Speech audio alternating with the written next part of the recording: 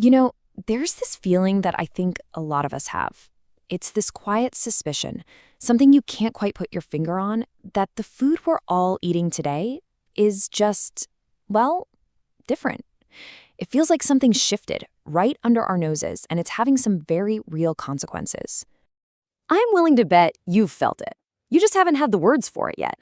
Well, that's what we're going to do here. We're going to give you the language to understand exactly what has changed in our food system, why it all happened, and maybe most importantly, what it's actually doing to our bodies. So, does any of this sound familiar to you? You know, the bloating right after you eat, the fatigue even when you swear you got a full night's sleep, that constant just nagging hunger? Or what about that brain fog that just rolls in every afternoon? Look, these are not just random feelings. They are signals. Your body is trying to tell you something. All right, so where do we even begin with all this? Well, the first clue, it's probably sitting on your kitchen counter right now. It all starts with a really simple observation. Our food just doesn't behave like food anymore. I mean, just think about it for a second. That last loaf of bread you bought from the store, it can sit there on your counter for what, 2, maybe even 3 weeks, and it looks exactly the same. But bread is supposed to be organic, right? It's flour, water, yeast. It should be going stale in a few days. It should be growing mold. That's not a defect. That's just nature. It's the life cycle of food. So the real question is, why doesn't it happen anymore? And this gets to a really critical difference. We've been taught to think of spoilage as this big problem that needed to be solved. But it's not. It's a biological signal. It's basically nature's way of telling you, hey, this food's journey is over. So what we have now, it's not really freshness. It's something else entirely. Chemical stability. And trust me, those two things are not the same. So how exactly is this illusion of freshness created? How do they pull it off? Well, it's all about engineering. Let's peel back the curtain and look at the specific tools they're using to basically hit pause on nature's clock. Okay, back to our bread example. Here's one of the main culprits, calcium propionate. It's a food additive, and what it does is it basically acts like a bouncer at a club, telling any mold cells, nope, you're not getting in here. And get this, it's just one of over 3,000 additives the USDA allows in our food, and a whole lot of them are designed to do just that, stop nature in its tracks. But look, it's not just the stuff in boxes and bags. This illusion of freshness, it stretches all the way to the fresh produce aisle. So let's do a little comparison of what you think you're buying versus what you're actually getting. Yeah, this number right here, it tends to stop people in their tracks. Are you ready for this? Research shows that the average apple in a US grocery store is somewhere between 6 and 12 months old. I'm not kidding. They keep it in these special controlled atmosphere storage rooms and dose it with antifungal chemicals so it won't rot during its year-long trip from the tree to your shopping cart. So it looks absolutely perfect on the outside, but on the inside, it's basically biologically suspended in time. And this really gets to the why behind all these changes. That rubbery, kind of spongy texture of industrial bread, that's not an accident. It's a feature. It comes from these emulsifiers, things with names like datum and monoglycerides. You see, real bread has what's called a starch collapse. That's what makes it go stale. But these chemicals, they create this elastic, almost water-resistant structure. And here's the kicker. That structure was designed for one thing, a long haul on a truck. It was not designed for your stomach. Okay, but it's not just about the weird chemicals you see on the ingredient list.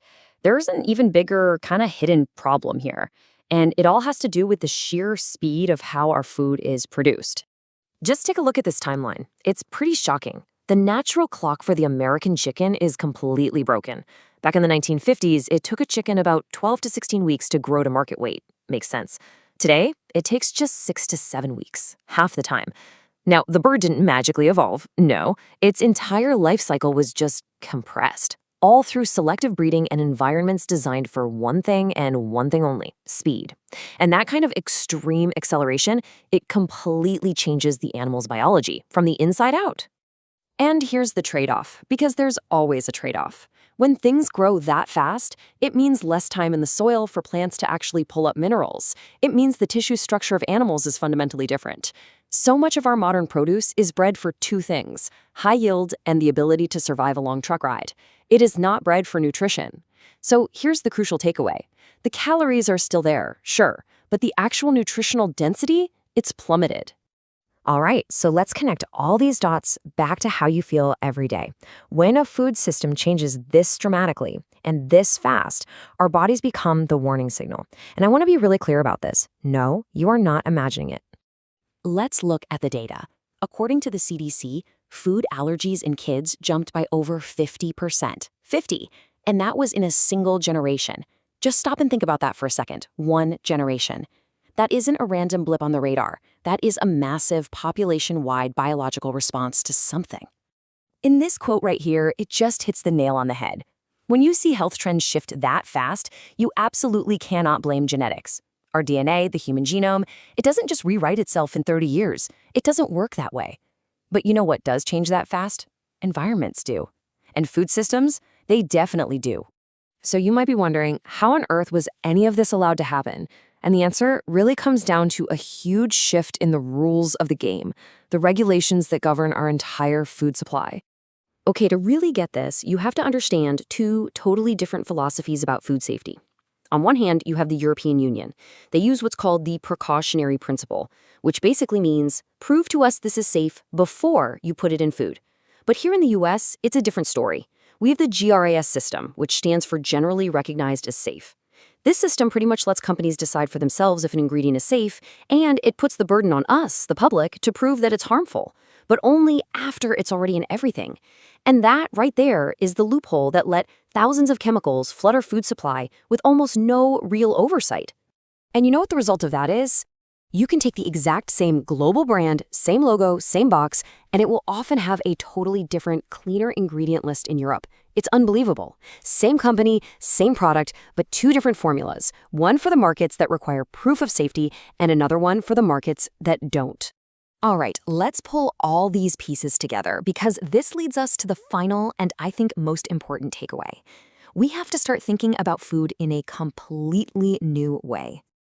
Check this out. Right now, almost 60%, that's 60, of all the calories the average American eats come from these ultra-processed products. We're not really eating food anymore, are we? We're consuming these engineered formulations that were designed for two things, an incredibly long shelf life and hitting all the right reward buttons in our brain. And this right here is the key to everything.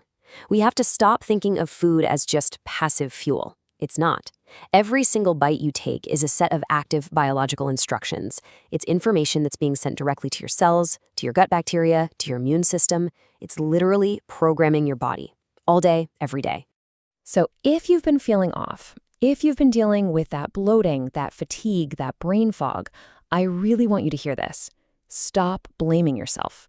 This is not a personal failure. It's not a lack of willpower. Your body is giving you perfectly accurate, intelligent feedback about a food system that has been completely transformed around you. And so that really just leaves us with one final question. Now that you can see the system for what it truly is, what instructions are you going to give your body? Because recognizing the problem, that's where the power to actually make a different choice begins.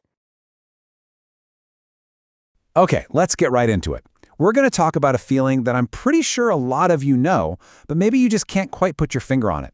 It's that nagging sense that something is just, well, off with the food we eat every day. So together, let's break down exactly what changed, why it changed, and what it's doing to us. So does this sound familiar? You've just finished a meal. You feel full, maybe even a little bloated, but you're not actually satisfied. You're tired when you should have energy from the food you just ate, and then, an hour later, you're hungry again. You're not imagining it. That's your body trying to send you a message. And here's what's so important to get. These feelings are not some kind of personal failure. It's not about a lack of willpower. It's an honest-to-goodness biological response to a huge, intentional change in our entire food system, a change that basically prioritized industrial efficiency over our own biology. Now, take a look at this because it really shows the scale of the problem. Research backed by the NIH found that nearly 60%, let that sink in, 60% of the calories the average American eats come from ultra-processed products. And we're not just talking about food here. We're talking about industrial formulations. Things with ingredients you can't even pronounce, made in a lab, not a kitchen. And that difference, well, it's everything. This brings us to the first huge concept we need to understand. Yeah, we have more food available to us than at any other time in history, but the actual nutrition inside that food has been going down, steadily. There's actually a name for this process, nutritional thinning. So what in the world is nutritional thinning? Well, picture a tomato from the grocery store. It's been specifically bred to be that perfect round shape, that uniform red color, and to be tough enough to survive being shipped across the country. But in the process of breeding for those traits, we've accidentally bred out the very vitamins and minerals our bodies are actually looking for. The shell is there, but the good stuff inside has been thinned out. And listen, this isn't just some theory, it's documented fact. Just look at this comparison. Researchers have tracked USDA data from the 1950s all the way to today, and they found measurable drops in key minerals in dozens of our most common fruits and vegetables. We are literally getting less iron, less zinc, and less magnesium from the very same foods our grandparents ate. So what's the main culprit here? In a word, speed. A commercial chicken today gets to market weight in about 6 weeks. That's half the time it took back in the 1950s. But that super fast growth, which is pushed by specialized feed and breeding, means the animal's body just doesn't have enough time to build up a complex nutritional profile. The whole system is built for pure output, not for quality. So how does the industry fix this? Well, they call it fortification. Basically, they strip out the natural nutrients while processing the food, and then they add synthetic versions back in. The problem is, our bodies don't always use them in the same way. Take folic acid, for example. The synthetic kind they add to enriched flour has to be converted by your liver before your body can use it. But when we're constantly bombarded with it from processed foods, that system can get overloaded, and you can end up with a buildup of the unconverted stuff. And that brings us to the second major shift. It's not just about what's missing from our food, it's also about what's been added to it, and for reasons that have absolutely nothing to do with nourishing you. I mean, this quote right here just says it all. The number one goal of a lot of modern food engineering is stability. Stability on a truck, stability in a warehouse, and stability on a grocery store shelf. Your digestive system, it's kind of an afterthought. And this right here shows you the direct result of that inside our own bodies. What you're looking at is the lining of your gut. A lot of processed foods have additives called emulsifiers. They're what give things like ice cream that perfectly smooth texture. But look, research shows that these same additives can basically scrub away the protective mucus layer in your intestines. When that barrier is breached, bacteria can get way too close to the intestinal wall, and that can trigger a constant, low-grade inflammation. It's that simmering immune response that's been linked to so many modern health problems. And these are just a handful of the thousands of additives out there. You've got calcium propionate, which keeps bread from getting moldy for weeks. Sodium nitrate, which stops processed meats from, looking old. The industry calls this chemical stability. But let's be perfectly clear. That is the polar opposite of biological freshness. So you have to ask, why are all these chemicals even necessary? Well, the answer really comes down to distance. The journey from the farm to your dinner plate has gotten unbelievably long, and pretty much every mile on that journey requires another layer of engineering just to keep the product looking fresh. Just stop and think about that number for a second. 1,500 miles. That's like driving from New York City all the way down to Dallas. A distance that long creates a logistical war against natural decay. And the weapons in that war aren't just refrigerators, they're chemicals. The food has to be designed from the ground up to survive a journey that nature never, ever intended it to take. Let's just follow a simple supermarket apple on its secret journey. It's often sprayed with antifungal chemicals right when it's picked. Then it can sit in a special controlled atmosphere warehouse for, wait for it, up to a year. Basically in suspended animation, just waiting for the market price to be right. Then, before it gets to the store, it's coated in wax to make it look all shiny and fresh. By the time you actually buy it, it's not really a piece of fruit anymore. It's a logistics unit. Okay, so after all of that, it's really easy to feel a bit helpless, right? But the whole point of understanding the system isn't to get depressed, it's to get empowered. So the big question is, how can we navigate this industrial food world and actually choose food that's built for our bodies? The good news is the rules are actually pretty simple. Try to shop the perimeter of the grocery store. That's usually where the fresh, whole foods are.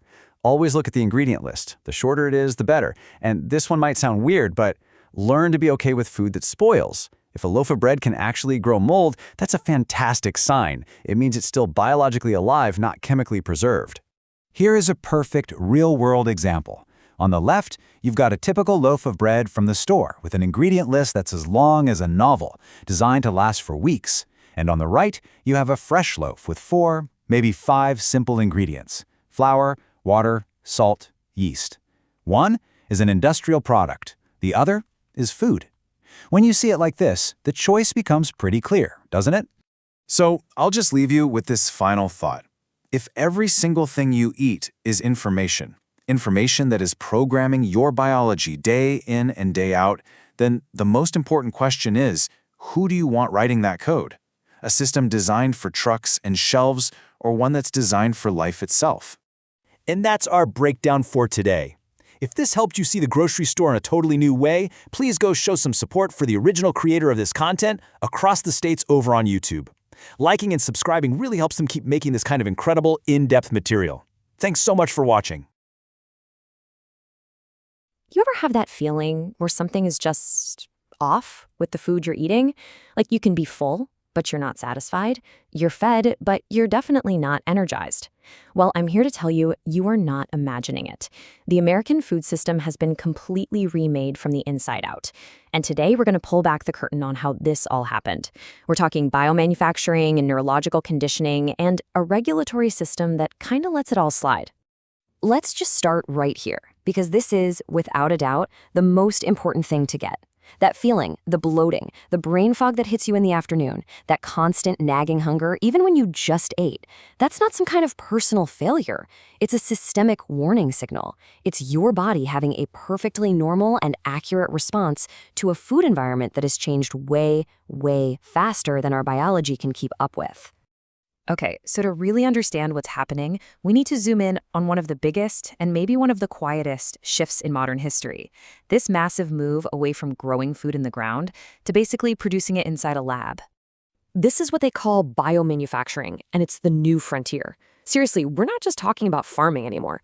We're talking about synthesizing the very core components of food. Proteins, enzymes, fats, all in a controlled lab-like setting. It's a fundamental switch from agriculture to what is essentially a biological factory floor. And guess what? It's already in the food you're eating every single day. So here's a great example of how it actually works. Let's take rennet. That's the enzyme that makes milk turn into cheese.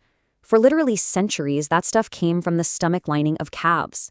Well, today, the huge majority of rennet used in American cheese comes from this exact process. They take a microbe, they genetically engineer it to pump out rennet, and they grow it in a giant tank. The final product might be chemically similar, sure, but its origin story has completely shifted from the farm to the lab. But here's the kicker. These new foods aren't just engineered to last a long time on a shelf. They are engineered for your brain. This is where food science meets neuroscience, and the primary goal isn't nutrition, is to make food so irresistible on a neurological level that you can't say no.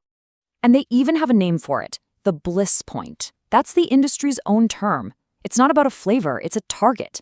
Food scientists will literally test hundreds of different ratios of salt, sugar, and fat to find the one precise combination that just lights up the reward centers of your brain like a Christmas tree. This doesn't just make you like the food, it makes your brain lock in a memory and demand that exact hit again and again. That's not nutrition, that is straight up behavioral conditioning. And if you think this is some small niche part of the market, look at this. This shows just how dominant this conditioning has become. Ultra-processed foods. These are industrial formulas made mostly from stuff that's either extracted from foods or synthesized in labs. And according to research backed by the NIH, they now account for almost 60% of the calories the average American is eating. We're not just eating this stuff occasionally anymore. For a lot of us, it has become the diet. And the effects, well, they go way beyond just cravings. These engineered foods, they're often totally lacking in fiber, and they're packed with emulsifiers that can wreak havoc on our gut microbiome. And through something called the gut-brain axis, which is basically a direct communication superhighway, that disruption in your gut can influence everything from your mood and your mental clarity to your long-term neurological health. So a pretty fair question to be asking right about now is, how is any of this legal? Well, the answer is pretty fascinating, and it lies in the whole philosophy behind American food regulation, which is dramatically different from many other developed countries. The key difference really boils down to two completely opposite philosophies, as you can see right here. In the US, we have a system called generally recognized as safe, or GRAS for short. Under this model, a company can basically self-certify an ingredient as safe, and then the burden of proof is on regulators to prove that it's harmful after it's already in our food. Contrast that with the EU, which uses the precautionary principle. That requires companies to prove an ingredient is safe before it can ever touch a supermarket shelf. Big difference. And this isn't just theory, it has real-world consequences. Just look at these examples. These additives are all over the place in American products, but are banned or heavily restricted in Europe. This is exactly why the same global brands will often have two completely different formulas for the exact same product. One for the US market, which is prove harm later, and another for the European markets, which is prove safety first. Now, the system can feel pretty overwhelming, I get it. But just being able to recognize what's going on is where your power to choose really begins. So let's talk about some practical tools. How can you actually spot these ultra-processed products when you're out shopping? First off, you've got to learn the language of the labels. Natural flavors. Sounds great, right? Wholesome. But it's a catch-all term that can hide hundreds of different compounds created in a lab. Product of USA? That often just means the final bag was sealed here, not that any of the ingredients were actually grown here. And enriched? That's just a fancy word that means the good stuff, the natural nutrients, were stripped out during processing, and then a few synthetic ones were tossed back in to meet some minimum standard. So here's a super simple checklist you can start using right away. 1. If the ingredient list reads more like a chemistry textbook than a recipe, that's a huge red flag. 2. Look for terms like modified starch or emulsifiers. Those are the hallmarks of industrial processing. 3. Be suspicious of any kind of added sugar, especially syrups and concentrates. And 4, as just a general rule of thumb, question any product that has more than, say, 5 ingredients. Real food is simple. So, what's the path forward? Look, it's not about going on some extreme, crazy diet. It's about breaking that cycle of conditioning and just relearning what real food actually feels like in your own body. This is the trap that so many of us are stuck in. The food is designed for convenience because, our lives are busy. But eating that food degrades our own biological resilience, right? It makes us more tired, more foggy. And then, what do we reach for when we're tired and foggy? More convenience food. It's a cycle that just feeds itself. The solution, then, is it's beautifully simple. You break the loop by consciously, intentionally reintroducing the very things this industrial food system has engineered out. Simple, whole, single-ingredient foods. You're just giving your body the biological information it's been craving. I want you to try this. It's a simple 7-day experiment. The goal here is not perfection, it's just awareness. Just make one tiny swap every couple of days. So swap that sugary breakfast bar for some eggs. Swap the bag of chips for an apple or a handful of nuts. And then by day 7, the only goal is to just pause and notice. Notice your energy levels, notice your digestion. Let your own body give you the real feedback. Ultimately, it all comes down to this. This food system, it was designed for the supply chain, for shelf stability, and for lighting up those reward centers in your brain. It was never designed for your long-term health. So the only real question left is, are you ready to start choosing the food that is?